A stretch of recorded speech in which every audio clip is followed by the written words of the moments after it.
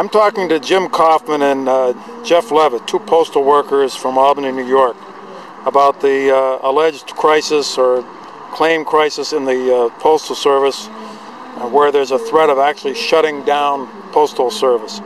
And I'd like to get a worker's perspective on that. So, Jeff, you want to start? Certainly. I'm glad you phrased it that way, because it is an artificially created crisis. It's created by the Congress at the behest of the Postal Service itself, in that in 2006 the Postal Service became an institution that was required to pre-fund future retiree health care costs. They're the only corporate entity in the United States that actually has to pay that at this point. And since 2006, the Postal Service has been paying between $3 and $5 billion out of their receipts from postage for those expenses. No other organization, no other corporate entity has to pay that. That's created much of the deficit that we now face as a business. Since we're a government service, and since service is our most important product, unfortunately the response of the organization has been to cut back on services, and they plan on cutting back tremendous amounts of services. They want to eliminate a day delivery, they want to cut back on processing the mail, they want to relax the service standards. Instead of getting mail overnight, they want to delay it 3 or 4 days.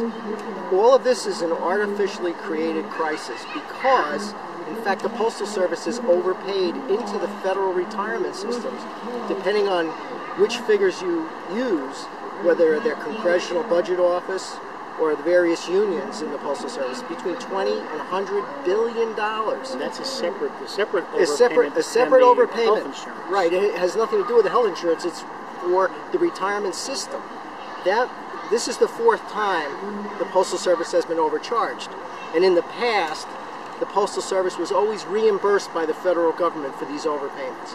At the moment, though, since the federal government does not want to have the deficit swell by $100 billion if they pay back the Postal Service this money that is owed to the Postal Service, they're balking on reimbursing the Postal Service on these overpayments.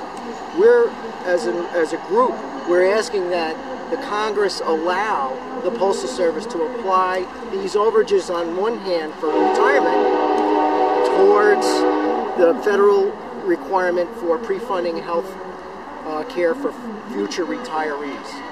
And if they really could do the right thing here, they would relieve the Postal Service of that obligation, and our deficit would go away. We are making between $3 and $5 billion in profit every year, and that would more than adequately keep all our services going. The workers have nothing to do with this fiasco, yet the Postal Service is going back to Congress, asking them to overturn the most recent contract that was ratified by the employees, so they can have the freedom to lay off 120,000 workers. In addition to closing these offices all over the country, which they're closing, they're claiming that they've done studies and they've done impact studies. The postmasters I spoke with have not seen anybody in their building doing any of these studies. They're just getting notified that their offices are closing. This is a service. Every American is entitled to this service. It's not a business. It shouldn't be run like a business. It should be run like a service. And it should be there for all Americans for the future like we had it in the past. It's not going to be, because the underlying theme here is contracting out.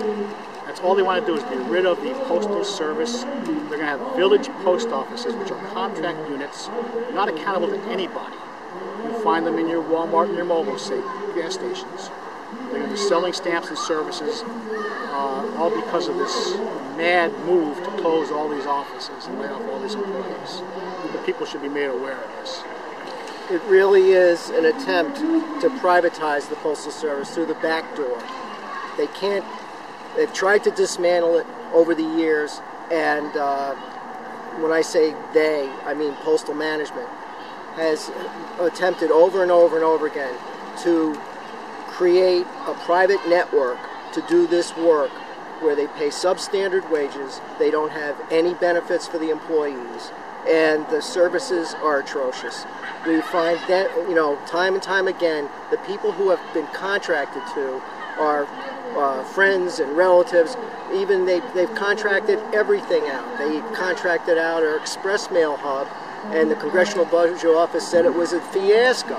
They contracted out priority mail to UPS. That was a fiasco. It was returned to the Postal Service. And we've made great strides on improving service for those types of things, like express mail, like priority mail and packages. We've become very competitive.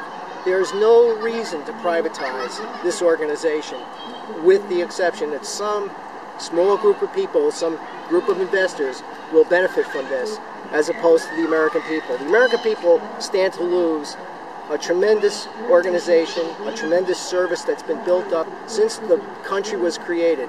It's a constitutionally created organization, and it's the only private, the only private groups want to deconstruct it and dismantle it for their own gain. There's a lot of money to be made here if they can contract this out. Right now, the money gets plowed back into the post office, and if the Congress took control of this and did the right thing, restored the overpayment or applied it to the retiree health care costs if they want to continue that, it would all work out, probably for the next 20 years, and services would not have to be cut.